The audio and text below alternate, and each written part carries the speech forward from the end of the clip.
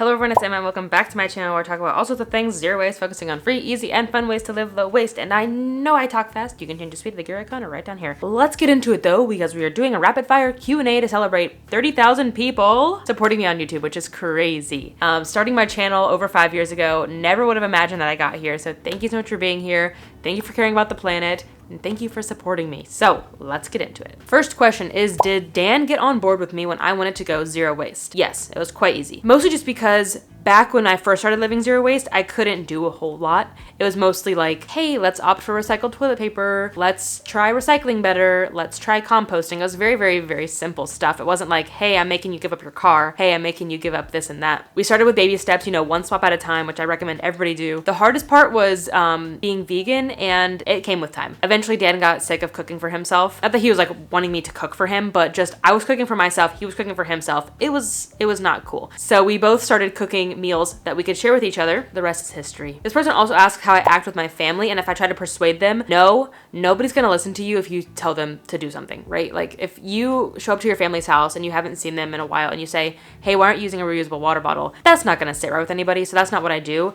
I will show up to the family function with my reusable water bottle. And if someone wants to talk about it, I will. I will show up to the function with, my baked goods in reusable cupcake liners just as a conversation starter, but I'm not going to force anybody to do anything. I just try to educate as much as possible and lead by example and always be ready for them if they have questions. All right, next question is essentially, are you worried about microplastics? Yes, but also no. Like I'm worried about them because they're toxic, they're not good for me and they're in me, but also I'm not worried about them because I can't control it. I can't. Even if I were to swap out all the plastic in my own home, there's still plastic in my water. There's still sometimes microplastics in the air. There's microplastics in our food. Like especially if you eat meat. If you eat fish, you're eating microplastics. And again, I'm not to say that to scare anybody. It's just the fact. Like it's just a fact of life. There are microplastics everywhere in our soil, in animals, in human placentas. I can't avoid it. So it's kind of like, I can't worry about it because if I do worry about it, I'm gonna spiral. I'm gonna obviously do my best to limit my microplastics, right? Like opting for plastic free in my home. Nobody on the planet has zero microplastics in them. I just kind of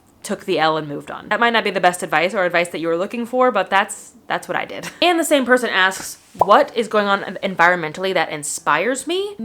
It's kind of hard to say now because not a whole lot is going on, at least in the US, that's uplifting. But in recent years, there has been a lot of effort to reintroduce species that once occupied that area. For example, wolves in Yellowstone, grizzly bears down into like the Cascade Mountains of Washington, Oregon, and even Northern California. And you might be scared. Like, what do you mean we're introducing wolves and bears? They're good. They're part of the food chain. They're part of the ecosystem. They belong there. Many of them are keystone species, meaning that the keystone of an arch, if you were to remove it, the whole arch collapses. The whole ecosystem collapses. So it is important to have them there. And that gives me a lot of hope, as well as beavers. Beavers in general give me hope. I should do a whole video about beavers if anybody cares. Beavers are so cool. They create wetlands, they create green areas, they sequester carbon. Love the work the beavers are doing. Beavers give me hope. But this person asks, how will tariffs affect small businesses? And the biggest negative impact that I see. I have already seen so many small businesses coming up on my For You page being like, yeah, months ago I ordered $30,000 worth of product from China, like fabric, thread, buttons, like because they make their clothes themselves or whatever it might be. I ordered it months ago and the tariffs are in place now. Keep in mind, it's like 105% tariff on Chinese goods into the US. So the small business owner who now has to go to the port and potentially pay another $30,000 to receive those goods that they already purchased. Small businesses can't do that. A big business like Amazon can afford to. A big business like Apple can afford to do that. But a small business cannot afford to do that. A small business cannot afford to mark up their price from $30 to $60. Nobody's gonna support that business anymore. So yeah, the tariffs are extremely harmful to small businesses. Mega corporations will survive. They will. And that really sucks, because they've already survived so much. Small businesses have always been on the brink forever. Really is sad, especially because shopping small is inherently better for the planet, which you can learn more about in this video. So if we all have to become reliant on mega corporations, that is terrible news for the planet, the economy as a whole, right? Like, yeah, 4 people are gonna be doing really, really well if mega corporations thrive, but the rest of us are not, because it will become a monopoly. We will not be able to afford anything, and none of those companies care about the planet. Oh gosh, I'm about to expose myself. Next person asks, what are your top 3 favorite music albums? I'll start Tame, Noah Kahan. Love Noah Kahan's Stick Season. I still listen to that album song to song all the way through years later. So sad. I love his style. I love his lyrics. He's so talented. And I like that he's still like a little bit below the mainstream. Now, mainstream, love Chappell Roan. I love her whole album, The Rise and Fall of the Midwest Princess. So good. My weirdest, I'm sorry, Hamilton. I know Hamilton came out 10 years ago, but I'm just now entering my Hamilton phase. I don't know why. But Hamilton also has become trending on TikTok. Like, perfect timing. It's people are making Hunger Games edits to Hamilton. Leslie Odom Jr. is returning to Broadway. So it's a perfect time to be a Hamilton fangirl again. And I can't stop. I can't stop listening to Hamilton. Next question refers to moving. If you want some eco-moving tips, check out this video next. But they specifically asked tips for making friends and community. Finally, after all this time, yes, I have some. I moved, let's see, Ohio to Texas, Texas to Japan, Japan to Las Vegas, Las Vegas to Washington, Washington to Ohio, Ohio to Minnesota, Minnesota to California in the last 8 years. And only just now I think I finally cracked the code. Up until now, it was really just coworkers who I made friends with, which is fine. Like, if you want to be friends with your coworkers, that's fine. But sometimes it is nice to have a connection to someone who your only connection is not work with, right? Like, I felt like when I was hanging out with my work friends, all we talked about was work, at work, and like when we were hanging out. And sometimes that gets depressing. Sometimes I want to talk about other things. Sometimes I want to have someone who has an interest in mine that's not work. That's maybe crochet or something else. So honestly, when we moved here, I was working remotely. Like, I don't have coworkers. It was like, okay, I have to do something if I want friends. So I joined a couple Facebook groups, like a hiking Facebook group, Buy Nothing group, just kind of to like gauge interest of people online. And then also getting out there. So Dan made friends with a coworker. Again, I'm not trying to slander being friends with coworkers. I still have some friends that I've worked with to this day, but I haven't seen them in person in years. We still chat online. But this coworker is into swing dancing. And he's like, hey, you guys should come swing dancing with me. And we're like, swing dancing? We don't even know what swing dancing is. But we went and we were hooked. It's jazz music, which, speaking of music, I love jazz. Dan and I both love jazz. I love dancing. I danced all through middle school and high school. It was really intimidating at first, not gonna lie, but I pushed through. I pushed through to get out of my comfort zone. And now I dance with strangers. I touch strangers. I dance closely to strangers. It's something I never would have imagined I could have done even 6 months ago. But it is so fun. And we have made literally like a solid like dozen friends and even like acquaintances with like 30 more people that I now see out in town. I see at school. School has also been great for me. Find something that you can go do, because like online friends are great, but honestly, making that connection in person, getting to talk to people, I don't know, just having that in-person connection, exchanging like baked goods, and also having someone that you can like count on for favors like house sitting, pet sitting, borrowing a book, whatever it might be. I think you can really foster those connections in person. So look for your interests. Are you into swing dancing? Are you into chess? Are you into hiking? Are you into crocheting or baking or, I don't know, art? Whatever it might be. And see if there's a group that's doing what you're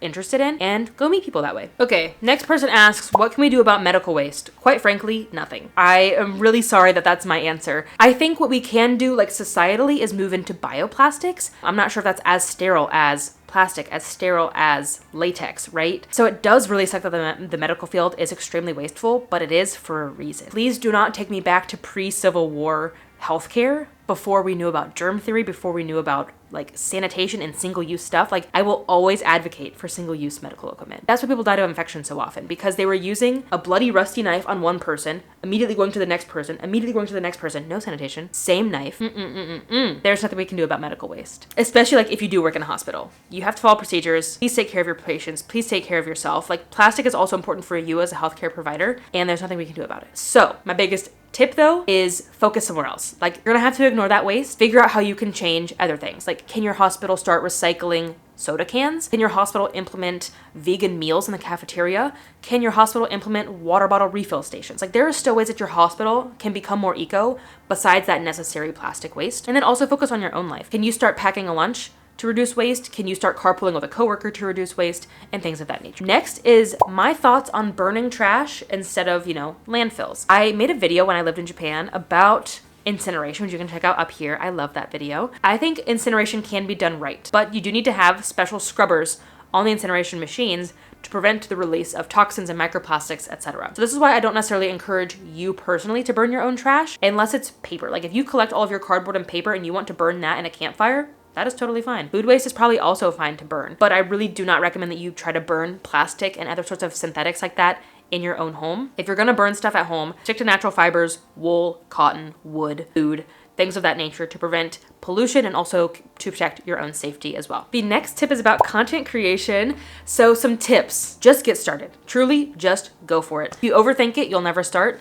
And also try to ignore perfection. It can be very hard to focus on, like, is the lighting absolutely perfect? Is my angle absolutely perfect? Is my script absolutely perfect? Is my splicing of the video absolutely perfect? And the music and the B-roll and all this and that. Get it as good as possible. I'm not saying to produce bad content, but whatever content you're putting out is probably much better than you think. You're your own worst critic. So just start, just go for it, and stay consistent. Consistency helps the algorithm which we are all competing with as content creators, a consistency also helps you, I think. Me staying consistent on YouTube every single week for 5 whole years has kept me inspired, and it's kept me wanting to learn, because every week I have to think, okay, what topic am I going to talk about this week? I need to think about something that my audience would like, and also I'm interested in talking about what's trending right now, what could be relevant and helpful right now. It keeps me inspired in that way too, because I have to constantly be thinking of new content to create. It keeps me wanting to learn more. And also I would say like network, do some networking too, like comment on other eco creators videos, follow other eco creators, DM them, reply to their stories, support their content, and in return they'll start to support your content as well. The next question is about politics. And the question is, how can you retain information to talk about with other people? It really is kind of like studying. You have to figure out a way that will help you retain information. Because yeah, there are some times where I will listen to an entire audiobook and be like, wow, that was fantastic. But I can't give that many talking points about it. So instead, like in that case, I would just say, hey, I learned a lot from this book. I recommend you listen to it or read it as well. For other smaller points, I think, headlines, little bits and pieces of statistics and data are a lot easier to memorize. So stick with that for now. And I don't know, I'm not saying you need to go as far as like make flashcards, but just repetition, right? Like read a book about the topic, read a news article about the topic, watch a YouTube video about the topic, and eventually you'll start to connect all these pieces, draw stories. The information that I talk about with people in line about politics is not the most eloquent, it's not the most formulated thoughts. So I would say be willing to be wrong as well, or admit that you don't know something. Like if someone asks you a question and you know it's in the back of your head somewhere, but you can't quite grab it right now, just say, hey, I'm not remembering right now. I'll need to do a little bit more research, but I'll get back to you as soon as I remember that piece of information. That's a totally fine answer. And if somebody thinks that's not a fine answer, then the problem is on them and not on you. But if you're referencing like how do I talk about politics online, I use a script. So I do research, I write out a blog post, and I use that blog post for inspiration for the YouTube video. So I'm not just pulling all this out of my head. Well, this Q&A I am. But most of my videos are scripted, so I have all the data right here in front of me. It's not just from memory. And that could be a benefit too. Like make a notes app of like, these are the sources, these are the data points, this is the information that I can like talk about if people ask me about politics. That could be helpful as well. Okay, a question I get asked a lot is how do I not lose hope? But specifically, this person asks, how do I make content without losing hope? I do lose hope. I'll keep it real. And I made a video, I think in 2021, about like how climate anxiety really got to me in those times. And don't get me wrong, it still does. But how do I not lose hope? Honestly, I live out of spite. I do so much out of spite. The government wants us to be hopeless. These big corporations want us to be hopeless. So I'm remaining hopeful out of spite. If that's what it takes, that's what it takes. I also remain hopeful in looking for inspiration. Like I look for good things. Even if it's something as small as this tree right here, I keep looking at it. It just got its leaves for the first time this spring. And like just seeing like the earth go through its natural cycles and experiencing nature just gives me hope in general. Looking for older folks who have not given up on us yet. They are still fighting for climate change. They're still fighting for us in politics, even though they know that they might not live to see the fruits of their labor. I might not even live to see the fruits of my labor. But like that gives me hope. People still fighting, even though they might not experience the fruits of their labor. I also find inspiration from young people who are way more well-versed in these topics than I was at their age, and their willingness to fight for a cleaner future. And also, like I mentioned, some good climate news. Looking at good climate news regularly keeps me inspired because it's not all bad. Okay, this person asks a lot. We'll see if I can get through all their questions. Favorite color? Any sort of shade of greenish bluish. Honestly, this color right here is stunning. Oh, also, that color back there, that one's pretty. There's some more of it. Any shade of that color is my favorite. Ooh, which ways of zero waste did you have to opt out of for personal reasons but you still find helpful for others? Off the top of my head, toothpaste tabs. Any sort of eco toothpaste. Last winter, I had 10 cavities. I attribute it to a few things, one of them being the Air Force did not tell me that I had 10 cavities, and it just got worse and worse and worse over the years. Number 2, I didn't use fluoride toothpaste for like 4 years. So that probably didn't help. I also don't eat like a lot of soda or sugar or anything like that. I blame the Air Force heavily, and I also blame the fluoride toothpaste. I know that plenty of people love toothpaste tabs, and I just don't like them. I also have a list of zero waste swaps and habits that I quit in this video. How do I think eco-friendly packaging will be impacted by tariffs? I don't know where people get their packaging. If people get their packaging from countries that have tariffs in place, then yeah, it's going to impact it. But honestly, I'm not sure. Miss M, thank you so much for the question. Miss M is also a patron. How can we maintain hope in such a depressing time in history? As I said, I'm hopeful out of spite, whatever it takes to get you to remain hopeful, and honestly, building community. Like I already mentioned, my swing dancing community, having friends, having an activity to look forward to every single week. You know, I don't care how bad the week is with like stressful from school, stressful from current events, whatever it might be. I always have swing dancing to look forward to every single week. And Patagonia, a eco drag queen, actually made a video about that recently too on Instagram, is that no matter what sort of depressing time in history has happened, people have always had a community and to look forward to. Maybe it was swing dancing back in the 1920s.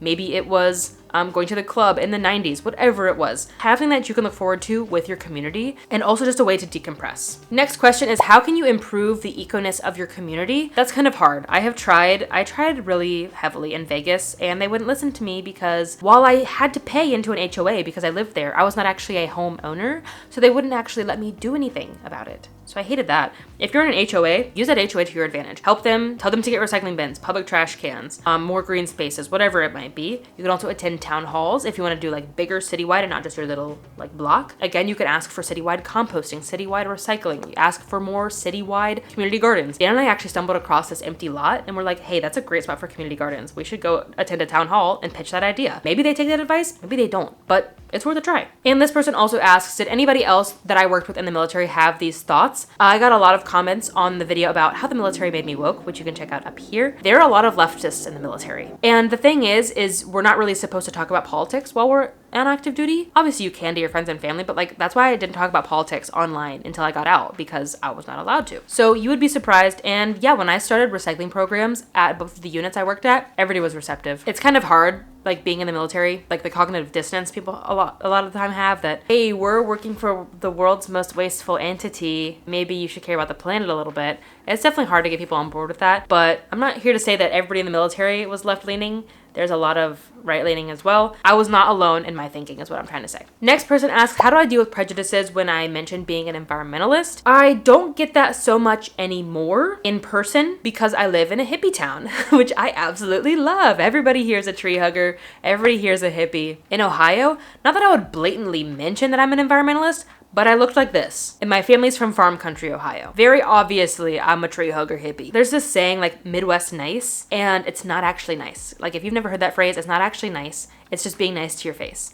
Like nobody will ever say anything to my face. Whether I walk around like this in the Midwest looking like I do now or looking like I did, 8 years ago, nobody's ever gonna say anything to my face. They're gonna say it behind my back, behind closed doors, and I'll never know what they say. At that point, I don't care. I don't care if somebody wants to judge me. I get hate comments all the time online, and quite frankly, it is a reflection of them. And I hope that you guys learn that as well. Like if somebody hates you for being an environmentalist, that is not your problem. It hurts, of course, right? Like it sucks that people think that way and people don't want to have a clean future and people don't want to have a clean planet, but like that's a reflection of them. They are hateful, they are hurting, they are projecting on you. So that's kind of what I keep in mind when I get hate on the internet is I'm confident in myself, I'm confident in what I'm saying and what I believe. If they have problems with it, their problem. It's not my problem. Of course, if I'm blatantly wrong about something and somebody corrects me, that's one thing, but you can correct people kindly. Oh, another family question. Do I have similar political views as my family? No. My family has never been one to talk about politics, like even when I lived back home. So I don't know who my family voted for, but I can guess some ideas. But even then, like even if the rest of my family voted for Kamala Harris, for example, they're like on the edge of left. Like if this is center,